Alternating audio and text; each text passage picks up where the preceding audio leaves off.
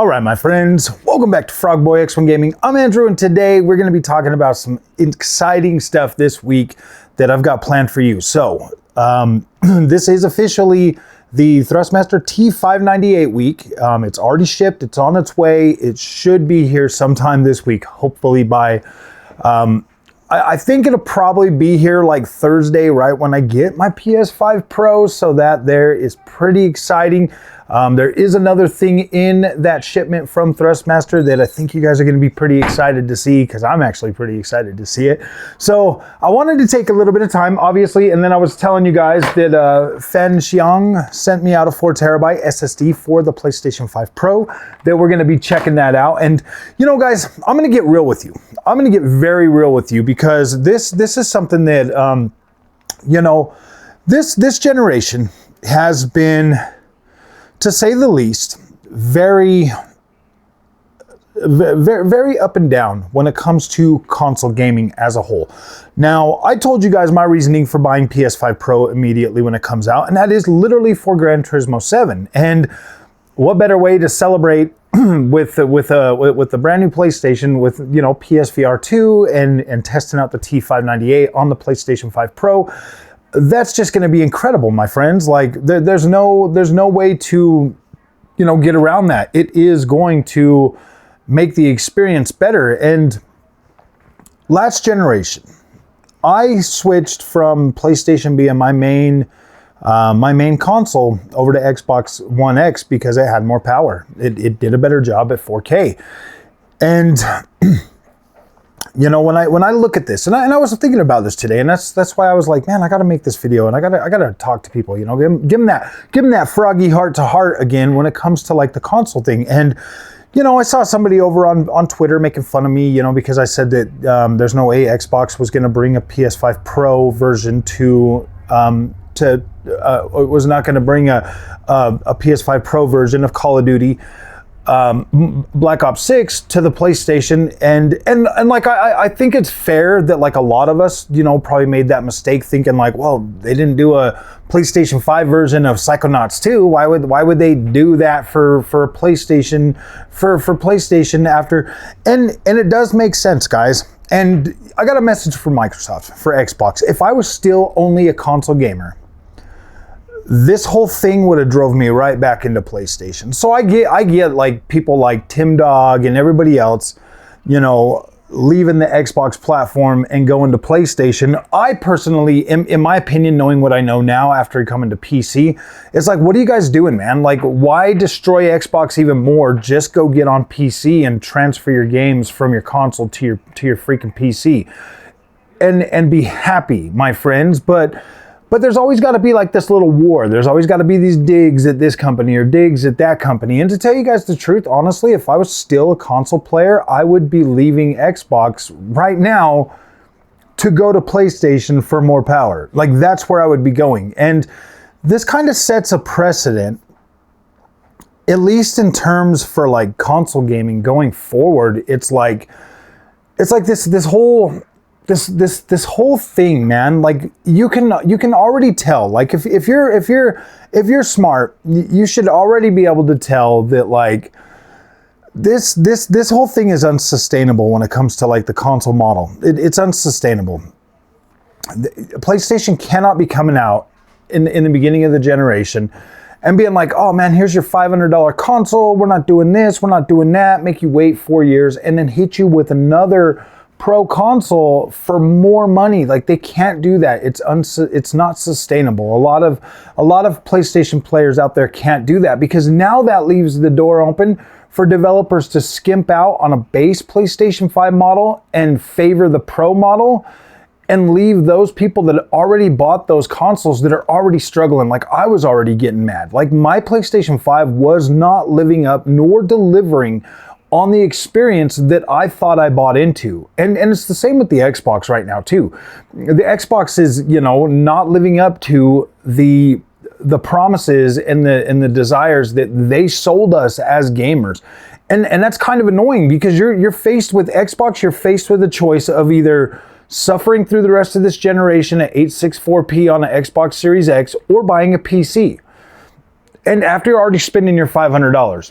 or on the PlayStation side, you're faced with, okay, do I buy a PlayStation 5 Pro that's going to be 864p in 4 years, or do I just go and buy the PC now too? Like, that's where gaming is right now. And let's face it, man, if we weren't chasing 4K TVs, this would not be a problem.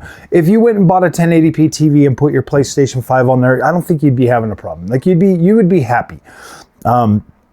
But it's only if you're going to be chasing 4K. You could try to meet somewhere in the middle and get a 1440p monitor, and I think you would be a little bit better off, because then at least you'd be able to utilize your 120 FPS mode, you'd be able to utilize your VRR and all of that stuff. If you get PlayStation, you have to get a monitor that has HDMI 2.1, but on the Xbox, you could buy any monitor you want. So that's the thing, guys. If you're not willing to meet, you can easily get a 1440p monitor for your PS5 cheaper than the cost of upgrading to a PlayStation 5 Pro. And I'll be the first to tell you that, yeah, a lot of those games look absolutely fine on a 1440p monitor, because you still get your HDR, you still get your freaking your high refresh rate and all of that stuff. So it's like, yeah, that would probably be the better choice for you guys instead of buying a PS5 Pro if you can't do that. But on the other end, it's like, look, man, you can get a PS5 Pro, you can enjoy the PSSR that's supposed to, enhance the quality of these games. And like, I'm seeing some stuff out there that I'm like, okay, that looks pretty good. That would probably definitely have satiated me as a console gamer going forward. I mean, this thing is going to blur the lines. Well, I mean, I'm not going to make that claim, because people are already cutting my stuff up and putting it on Twitter and trying to make me look like a fool just to advertise them for the channel. They post their little thing, it gets like 5 comments, and my channel keeps growing. So it's like, it is what it is. Do I feel stupid for saying that Xbox wouldn't put a Pro version out? No, not at all. That literally just means that Xbox is like, literally, yeah, they don't care. They don't care anymore, man. They're definitely more about the money now. And that sucks, because before they bought Activision, they still cared. After they bought and secured that deal, they don't care anymore. I don't think Xbox cares anymore. They're going to just do whatever they got to do to make money.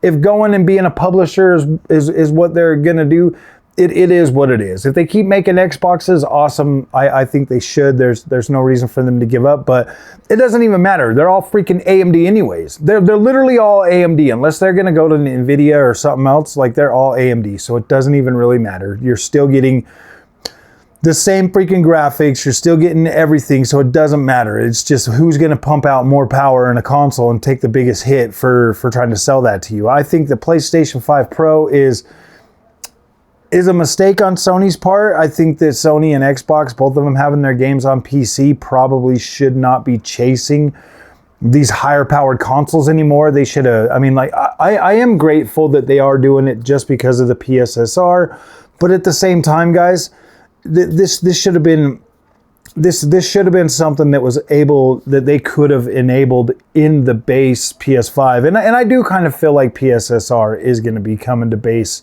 PS5 throughout the rest of this generation. I do think it's going to be possible. They're just going to have to use WMMA. Unless PlayStation 5 is really only RDNA 1, I don't know if that's going to work, man. If it really is only RDNA 1, then maybe it doesn't work. But if it is RDNA 2, then you should be able to do, the upscaling and stuff like that on the base PlayStation 5, but it's just not going to be as good as it would be on RDNA 3. That's probably why, I mean, for all we know, PlayStation 5 Pro is still just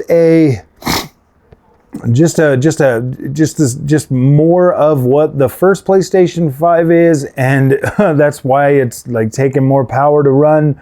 I don't know, man. Knowing what I know from being an AMD PC guy, we do tend to wait for stuff, and that's fine, because it's open source. That means usually when they get it out, instead of just getting select games having frame generation, we get all games to have frame generation. It's like, it's fine to wait a little while, because when you actually do finally get the feature, it works more across the board as opposed to just being in select titles. And I think that's kind of what they're shooting for with with the FSR4 is something driver level that's going to work across the board. At least I hope so. I mean, that's why I think it's taken so long to actually get that technology out. But yeah, guys, so this week, man, PlayStation 5 Pro, we got the T598 coming. It'll be here this week. We'll be able to start checking that out. We'll be able to make some content. We got the PS5 Pro with the PlayStation VR 2. We're going to be playing a bunch of Gran Turismo. We're going to be jumping between the Fanatec DD Pro. We're going to be jumping in between both of them and like really testing these bad boys out. Like,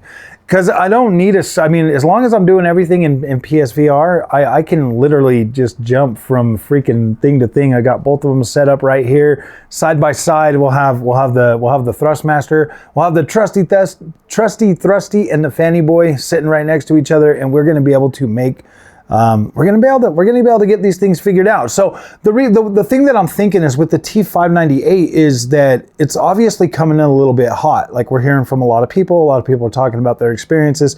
It doesn't seem like it's fully optimized for everything just yet. So we're gonna get this thing in, and it's gonna be running a little bit hot. So I'm gonna be sitting there jumping between the Fanny Boy and the Thrustmaster, and I'll try to do what I can to try to make the settings at least feel as good as they do on my Fanatec, and then I will post those settings for you guys. You know, whether they're in-game settings or just wheelbase settings. I'll try to get things figured out and dialed in the best I can, and then try to give you guys those settings. But I personally have, since I found that auto button on the Fanatec, I really do like that in a lot of the games that support it. And I think you will too. And trust me, guys, don't worry about Thrustmaster. They're gonna have this stuff. They are definitely gonna have full support for the T598. So, and we'll be testing it against the Thrustmaster TG-T2. We'll be testing it against the Thrustmaster T248, the Logitech G29. We'll be testing it on all these wheelbases that I have, so that we can find the proper setup and setting for you, so that you can get into sim racing and start having fun. And then obviously I'll have that other wheel. I'll be testing it with the Evo Racing rim as well. So we'll be testing this across multiple different rims to try to see what's actually gonna be good with these different wheelbases. So, all right, my friends, if you guys like this content, do not forget to like and subscribe. I'll see you guys in the next one. Thanks for watching.